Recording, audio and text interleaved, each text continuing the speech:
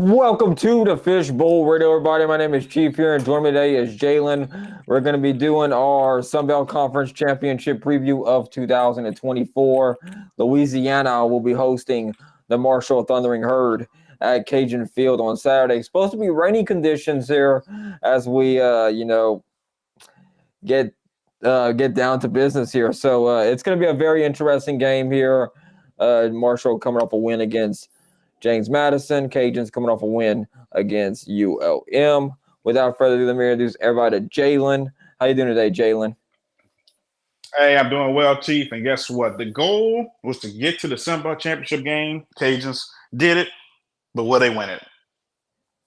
Yep, I mean that's the very important question there that we're going to try to decipher and make predictions on and see how all this stuff equates to see if they win or anything like that here. So, look, we've covered this team all season long, Jalen. And Mike sent me some video recordings that I will play for you here. Um, it's offense versus defense every game, right? Defense versus offense. So we're gonna try to break this down here, really focus in on that game there, and see what happens there. But anyway, so it's gonna be a very interesting game, though. So how you think offensively the Cajuns adjust to Marshall's defense? What do you think is going to be something that they'll do in this game that will propel them to victory? I think special teams is a big play for the Cajuns going against Marshall. Now I know we talk about like offensively, defensively. Special teams is going to be a big play. Now we're speaking of that, but going to your question, Chief, when it comes to that Marshall defense, I think offensively the Cajuns need to play their game. We saw in the game against ULM where it's not Ben Wooldridge, it's Chandler Fields. Chandler, seasoned Cajun veteran right there, quarterback. He was able to lead the team to victory, lead them to victory in Monroe. They won by 2 touchdowns at that, so it was closer if you actually watched the game. But they were able to lead the team to victory. I think the Cajuns on the attack need to keep doing what they're doing in the run game because every time you look at Zylan Perry's back. You saw what he did against ULM. Had 100 was a career high 150 yards, rushing 2 touchdowns. I mean, you add him right there with Bill Davis and Draylon Washington, like we talked about all season, Chief, the three-headed monster. I think you got to let them lead the way for this Cajuns offense to go against this Marshall defense, and that'll open up the passing game. It might be close in the first half, but I think like with that three-headed monster here, it's very hard to adjust running back unless you can beat the Cajun offensive line here. Now, the Cajuns here, they they had some injuries even during the ULM game. They came in there kind of having some injuries on the offensive line, but now they've had a player play hurt, and then he got, and now they're starting to get these guys back. So with one more week there to just heal up and, get ready to go. I know they did have Keon Martin did come out the game a little bit against ULM twice, and then he was able to go back out there and stuff. So I'm thinking later on the week he's going to be ready to go. I think he's going to be in that game. Like, there's going to be a lot for these guys that are seniors and know what this group has been through, the adversity this group has been through. This group here has been, through thick and thin a lot here. So this is a very experienced class of Cajuns here. They have a lot of depth on multiple positions, like we talked about in the preseason, all the way up to now, that they're able to overcome these injuries and able to really just, they're 2 deep, 3 deep at some spots there. And that's something that, like, look at running back. Look how talented they are at running back. Even though they lost Ben Wooldridge at quarterback as well, you had a senior in Chandler Fields come step in right there. So this team is very, experience heavy. And I think you need that in a championship game situation there, because some of these guys were around in 2021 when they won the Sunbelt title.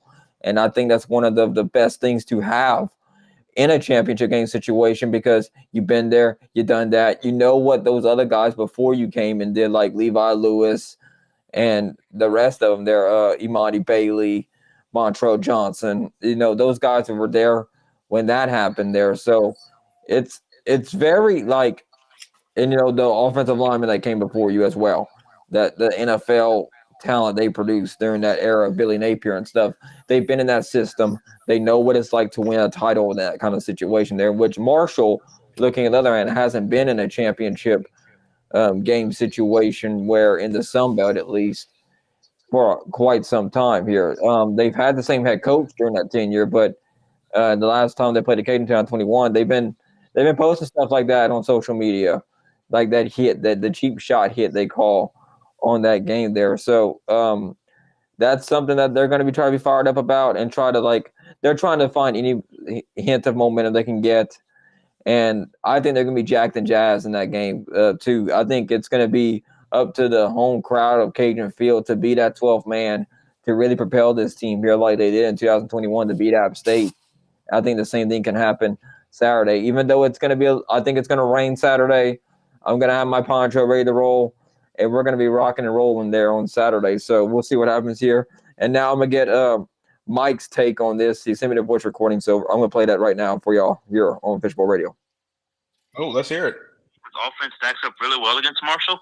Last week against Monroe, the Cajuns' offense looked really good. The only problem was turnovers. They couldn't hold on to the ball, and I feel like that's kind of what kept Monroe in the game for a while. But I look for Chandler Fields and Zion Perry to have, good games against Marshall. If the Cajuns get the running game going, I think it's going to help Chandler Fields to be able to get more wide open receivers. The Cajun offense has really improved this year, and Chandler Fields kind of has found his way back with the team. Even though he was starter a few years back, he started off this year as a backup, and being put in this situation isn't easy, but I have full confidence Chandler Fields can help the Cajuns this week, and we'll have to see how good the offense is going to look. Okay, just like that there. So, and now thanks, Mike. Yeah, we miss Mike, man. Mike's busy tonight. So how you think Marshall's offense is going to compare to the Cajun defense? Now, we're going to get into the rankings and stuff here and just kind of see where everybody kind of lays at and stuff. So that video you watched before when in the pod was that there was second-ranked offense and second-ranked defense in the Sunbelt. Here, the offense that's better than the Cajuns is Texas State, and the defense better than the Cajuns, James Madison, which Marshall did beat here. So, any opinion on Marshall's offense, Jalen, and how you think they stack up against Cajun's defense?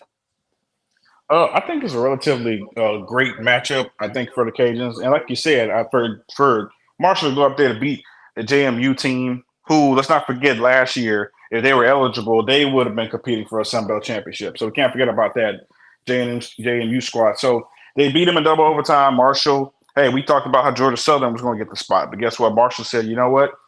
We're going to take that spot. So they won the East, and and for you to be able to win games, you got to play well on offense. So I think looking at this Marshall squad, I think they'll be able to stack up against the Cajuns defense. But I think defensively, I just think the Cajuns are playing great at the right time. Especially, you saw Keon Martin, not against ULM, but the game before that, he had 2 interceptions in the game, and he came back from a scary injury. So you got him back there in the secondary with those guys, Casey Osai leading the defense. I don't see how Marshall is going to be able to really keep up unless they catch the Cajuns slipping or do a lot of trick plays. I noticed how South Alabama was able to beat the Cajuns.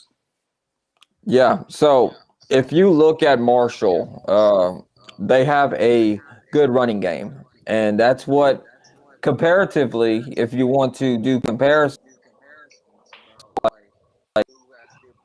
good running games and weak point in any game that we have seen so far, especially on defense. The Cajun run defense is their weak point. Now, I'm not saying they're bad, but out of like pass defense, run defense, that is the Cajun's weak point. I would bet here that I would expect the Cajuns put 8 in the box and make Marshall.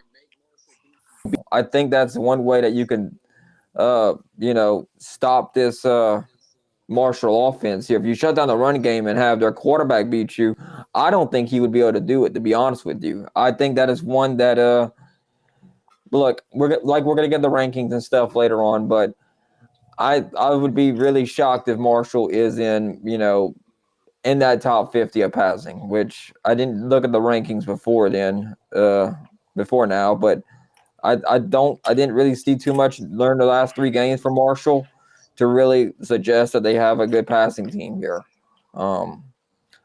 Running, I would agree, but we'll just see what happens here. I think the Cajuns, I think they match up pretty well against Marshall. I think they could do a good job. but I think it's going to be one of those. We'll see what happens here. And let's see what Mike has to say about this whole entire thing. He brought me another, transcript here. Let's see what this one says. Perform against a really talented Marshall offense. Oh, wait, was that a short? Let's see. Marshall has a really, really good offense. Oh. As you can see with the game against James Madison, it was a high-scoring game. Marshall hasn't been shy of putting out points this week. I think the Cajuns have a really good defense. They've been really good at takeaways. They're starting to get more and more sacks, it seems like, after being since week 5, since they had their since they got their first sack of the season. Like I said, the Cajuns have been really good at takeaways lately, and if the Cajuns are going to win Saturday, they're going to have to be able to take the ball away from Marshall. And, if we can get 1 or 2 interceptions from our secondary, I think the Cajuns can do pretty well. But it's going to be a really good game. Marshall has a really good quarterback, and I think they're really going to test the Cajuns this week. I think that's going to be one of the better offenses they faced all year long, and it'll be a really interesting test to see how good the Cajuns defense can come out and perform against a really talented Marshall offense. Yeah. Okay. So it's going to be how well that the Cajuns can, contain him and be able to do what. Is he the best quarterback that they've seen all year? Braylon Baxton, this is who I'm talking about from Marshall. Jalen, how you think the Cajuns can, keep him in the pocket and force him to beat you throwing the football? How you think the Cajuns will come at him like that? Yeah, now I'm not saying you got to step there and stack the box, obviously, but at the same time, one of the hardest things to do, I feel like, in football is to keep somebody on the quarterback because you don't want them taking off, you don't want them getting all these extra yards. So they really just have to keep him in the pocket and turn him to a throwing quarterback. Now, obviously, we know he can throw the ball, but that's how quarterbacks can beat you. That's how quarterbacks win games by running the ball, and that's how the Cajuns have been able to get this far with Ben and Chandler having 2 quarterbacks that could have that dual threat mentality. So I think for them trying to keep in the box, keep somebody on them. I honestly, I would keep KC on him, one of the fastest linebackers we have, leader on the team, to make sure he doesn't go anywhere. And that way, if he stays in the pocket, he has to beat him throwing the ball, and we'll just see the secondary. I think will be able to stop that. Yeah, so on the road, if you look at comparatively, we're going to look at some of his stats here. His last 2 games only threw 54.2%. And nowadays, you need to throw like 65, 70% in. And a lot of these are on the road games. Let me see what else, like all his it's really where his legs have kind of helped him out a little bit at times here. Old Dominion, he had 7.8 yards to carry in the last 5 games, 4.5 against Southern Miss. But Southern Miss isn't really like an impressive win, I would say. Even though they dominated the game, he's over the season a 58 passer. So, I mean, he's had great too much, 17 passes, 2 interceptions. He had 3 against App State here. The loss against Ohio State, he only threw the ball 4 times. He's been getting better, like kind of just gelling into the position and stuff here. And look, he's ran the ball 17 times against James Madison, only got 15 yards. So they will try to run him a good bit in carries and stuff. So that's something that the Cajuns have to watch out for in this thing here. So, like, to contain him, because he likes to get out the pocket, likes throwing the ball. We've seen this before. You get him outside into the numbers, and he's able to get outside the pocket, roll out and stuff. He will probably find an open receiver down the field here, and that could become a very dangerous problem for the Cajuns here. As just losing containment on him. He can run, he can throw the ball here. He's not the most accurate passer in the whole Sunbelt. I don't think he's I kind of disagree with Mike here with him being that kind of way there. Let's see. Yeah, so I'm looking at Mike, what he sent me with the transcript thing, and it says, I don't know if he's the best quarterback. He might be. That's what Mike said. But let's see what Mike had to say about it. Because I think I might disagree with him on that one. I think the Cajuns really need to look out for Marshall Thorne quarterback Braylon Braxton. He's a really good quarterback and might be the best quarterback the Cajuns have seen this year. He's really, really talented. He just earned Sunbelt conference offensive player of the week, and he's really, really talented. I think he's going to be what helps the Thunder Herd stay in this game overall. But if that's one player I have to say to occasionally look out for, it'd be him. He's really talented. He can scramble. He can pass. He's very tricky to hold, and I think he's going to give the Cajuns a little bit of a hard time this week. Yeah, the running threat of Marshall is going to be they have a good running back as well, Marshall. I'm not saying that if you look at statistically, there's some teams you can walk all over and stuff, but no, I'm not saying that. I just think that you got to be able, like AJ Turner, 104 carries, 864 yards. That is good numbers. That is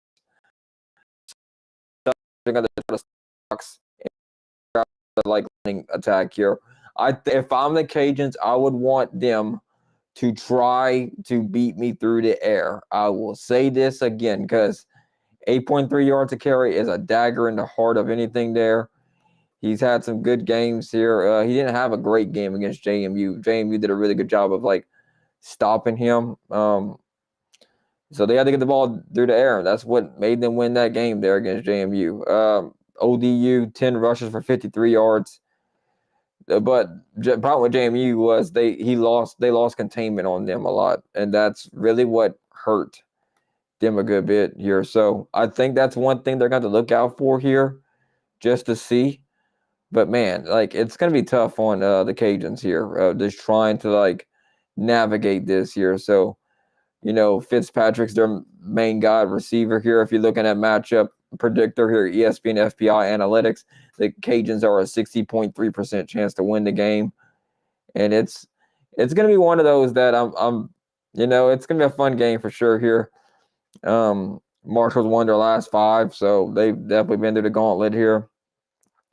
Had a close win against ULM. The Cajuns did a little bit better than them. Actually, ULM scored the same amount of points against Marshall as they did the Cajuns. Cajuns didn't win at 37-23, but the Cajuns were on the road though too. So if we're comparing common opponents here, let's see. I'm trying to see if I can stack these up here. App State, Cajuns pretty much did a good job there. They blew out Arkansas State. The Cajuns did, but I'm trying to see what Southern Miss, Cajuns kind of had their way with them too. Coastal was a 10-point win, kind of the same thing with Marshall. So about the same opponents, you kind of get the feeling the Cajuns kind of handled their business a bit better than Marshall did, comparing common opponents. Now, that is a tough thing to do here, and it's just going to be one of those, just those common opponents and stuff. It gets tough out there. Just looking at the common opponents the Cajuns had, I think the Cajuns handled their business a bit better than Marshall did. So, if you're looking at common opponents, Jalen, what you thinking about that game? As far as who both teams have played? Yeah. So, that's kind of tough because Marshall's in the East, Cajuns are in the West. I think if you look at the Sunbelt as a whole, there are a lot of teams that became bowl eligible, including a Coastal Carolina team we didn't think was going to do a whole lot this season with the Grayson McCall. We got to get into it and all that, but they were able to clinch a bowl game. So I think when it comes to common opponents, I think that this year the Sunbelt teams have got better than they did last year. And I know we said at the beginning of the year, Troy's not going to three-peat. We're not going to talk about it, though, Chief, even though I was right. But nonetheless, though, the teams have gotten a lot better. Texas State beat South Alabama for the Cajuns to even clinch, but South Alabama beat the Cajuns. The Cajuns beat Texas State. So it's any given day you can be beat. And the Cajuns are undefeated on the road, but guess what? They still have 2 losses at home. Okay, I'm gonna bring something up here. I'm glad this needs to be discussed here because this could impact the game very much. So it didn't happen too much with the Cajuns because the Cajuns knew that was gonna be Billy Napier's last game, but there's a little bit of social media pondering going on here, and let's talk about this here. Did I pull it up? Distractions at Marshall. There is, rumors going on that their head coach could be interested in the Southern Miss job or could be taking the Southern Miss job. So let's see what Mike has to say about this before we even give our input there. Let's see. I do see the Cajuns winning this game. I think the Cajuns can pull off the win. I think the score is going to end up being, I'd probably go somewhere around 35-28. The Cajuns win the game. There's talk that Marshall's head coach might be heading towards Southern Miss, which can maybe cause a little bit of, lack of trust in the locker room. Let's say, leaving Marshall to go coach another Sunbelt team is doesn't really look that good, and if there's really rumors out there that he's leaving, it can really affect the mentality of Marshall this week. And, coming from West Virginia to Louisiana is a little bit of a drive for a team like that. So I think that kind of plays effect on it. And even though it's technically like a quote-unquote neutral site game with the way it is going to be handled, it's still in Louisiana. It's still at Cajun Field. So I think the Cajuns can win this one, but it's going to be a very good game. Go Cajuns. Okay, so Mike thinks that the Cajuns are going to win this game here. So what you think? The most common thing I've seen around this part was the fact that the distractions that have happened, the most equivalent thing I could say would be Nick Saban at Alabama with LSU fans. That's what the most commonality I could see with that kind of situation there, except Nick Saban went to the NFL. He didn't go straight to Alabama. This one's a little bit different here. Do you think there's any real movement on this? I mean, the App State job looks like it's going to come open with Sean Clark getting canned at the end of the season here. What you think, Jalen? I think the App State job definitely could be open at the end of this year. Now, of course, we're not going to keep our fingers crossed, but it would be an intriguing job to get right there in Boone, North Carolina. App State, they played the Cajuns a couple of years ago in the Sunbelt Championship, so they know what it takes to get to that point. And as far as Southern Miss, that's an intriguing job because Southern Miss really hasn't been that good the last couple of years. And if Marshall's coach, even if they lose in the Sunbelt Championship or they win it, and he goes to Southern Miss, it could be like Alex said, Mike said, completely change of scenery. So I think that does play a factor of when coaches deciding if they want to move to the new schools or stay where they're at. But it's a lot of decisions that have to be made because Southern Miss is at the bottom of the barrel. So you have to take a program from the bottom and try to bring them to the top in a couple of years. And we've seen what that does to coaches. Well, I'm going to say this here about that whole distraction situation here. This could be just a ploy to get more money out of Marshall, too. That is, look, I brought you to the Sunbelt title game. Can I get a raise? If not, I'm going to take this job at Southern Miss because they're throwing a bunch of money my way here. Like getting a bidding war between two, how would you say, teams here. Like, look, kind of like what Bryce Underwood did to LSU Michigan. It was just a bidding war. He got his money out of it, which that's an insane amount of money anyway to begin with. But look, it's kind of the same thing there. You're just doing a bidding war between two employers, and you're trying to get the better offer for you and your family. I don't blame the guy. I would probably do something like that too, if it was like we're talking about a couple of like millions of dollars being made here between this and that, whatever. Southern Miss is desperate. They want to get up to the top here again. They're going to spend money on They want to spend money on a coach. Look, they're going to open up that pocketbook if they're serious about football and they're serious about winning a championship. They will open up the pocketbook and do what they got to do here. If you're not serious, you just need to sit on the couch and just watch your program wither away because you got to pay to play. That's literally the name of the game of football and the name of the game of life. You can basically take that anywhere you go in the world, in any occupation you do. You got to pay to play. That's exactly what it is at the end of the day. But so I'm thinking here, it could be a little bit of a smoke screen here. It could potentially be that there. But maybe he doesn't want to deal with the pressures of Marshall. Maybe he likes Mississippi more than he does West Virginia. That could be something that does happen out there. And could be, something we're looking into. That's something that I don't know where his head's at. I don't know what the Marshall players' head's at. They seem like they're going to be ready to play for a Sunbelt Championship game. I think the Cajuns don't need to really dive in too much into that kind of situation there or read too much into it because you got a game to play. You got to run your game plan. You cannot dictate on what the opponent's going to do or not going to do here. You got to put out all that other mess that everybody's talking about and just focus on this game. If you focus on this game, you will come out ahead if you put in the time and you put in the effort. Y'all, I mean, all year they've been doing this stuff. Just because football season's over with, they're putting in time. They're putting in work, early morning workouts. You know, they do that all year long. And then when you get down to football season, it all comes together and or it's supposed to come together, and you get better and gel as a team as young guys step up and the seniors, you know, the next man up kind of mentality there. That's what makes champions. That's why I say November is literally the hardest month to play probably in football because that whole season been a grind. Everybody's hurt. There's always some nagging somebody at some point here. And these guys, you know, they're going to go out there and they're going to battle on Saturday, I think. So let's talk about the who you thinking, Jalen? You going to go with Mike or what? Who you got winning the Sunbelt Championship game on Saturday? Yeah, so it's going to be a successful season. The last game ever played at Cajun Field. The Cajuns are going to take the win against Marshall, but it's going to be closer than everybody expect. I think Cajuns are going to win by a field goal. Ooh, we got a field goal here. Look, Kenny's the guy, man. Like I Sure trust is. Kenny. Kenny could really make a difference in this game. You know, Luke finalist, probably the best kicker the Cajuns have had in their entire program history. I'm not talking trash on Stevie Artigue or Brett Baer or any of the great ones that came before Kenny, but look, he's a difference maker, man. That's what happens out there on the field. You know, being a finalist for the Luke Rosa Award, that doesn't come every day.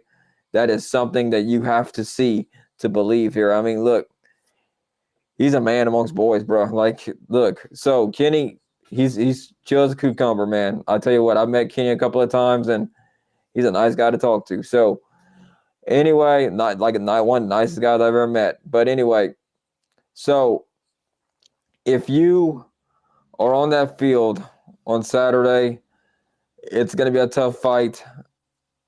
And I do think the Cajuns are going to win this. I've been kind of like trying to see where my head's at with this game here. Marshall does match up. You know, this is going to be a tough fight. I think the running game is going to be big here because the passing game itself is going to be limited because of the rain. It's going to be wet. It's going to be slippery out there. So you're going to take chances if you're passing the ball. You're really, conventional wisdom would say keep it on the ground and try to do. I wouldn't do no deep throws too much unless the opportunity presents itself here. And, there's certain cues that you will take in the game that you could take a shot maybe here and there. But for the majority of it, I'm approaching this with a run-heavy offense, smash-mouth football game here because players – but, man, it's going to be – this one's going to hurt a little bit more because it's going to be a little bit colder out there. But Marshall was used to the cold. So, the mud and everything else. But there's no grass. It's artificial turf. So it's going to be ready to go here. I think the Cajuns will win this game. I think they're going to win by a touchdown. I think a 7-point win for the Cajuns is in store for us on Saturday just because I don't think Marshall's defense is there. I've said I was going to bring up the stats. It's a good time to bring up the stats now. So they're giving 189 yards, 0.3 rushing a game, 111th, okay? They gave up 33 points to James. They gave up like 30-some points, okay, to James Madison. Marshall's defense ranked 88th, and their offense ranked 75th. Rushing's ranked 19th in the country. Passing ranked 116th in the country. Defense, rushing's 111th, and passing's ranked 40th. Now, comparing them to the Cajuns, on the flip side, Cajuns got them beat in both categories, 18th on offense, 42nd. Like I said, defense is the problem for the Cajuns so far. 74th in the country at run defense, 29th against the pass, 42nd ranked defense. So if the Cajun defense everything's going to score against them. The Cajuns are 44th in running the football, and they're 28th in passing the football. Good for 18th in the offense. So that's really tough to see what's going to happen here. So we will see what happens here, and just see where it goes here. So that is something that is going to be interesting to see what happens in that game here. But I do think the Cajuns win this one. I'll be very confident in my pick here. I think a 7-point win. I think Cajuns more. I think I agree with Mike. I think special teams just being more crisp. I think that experience in playing in a championship setting is going to be a very deciding factor here in this game here. And that'll be something that we'll see what happens there and just see where it goes from there. That's something that we'll have to see here, like in that the championship game experience. Marshall hasn't had that. Just in the last time Marshall won a conference title. They went to a conference title in 2020. They lost that one.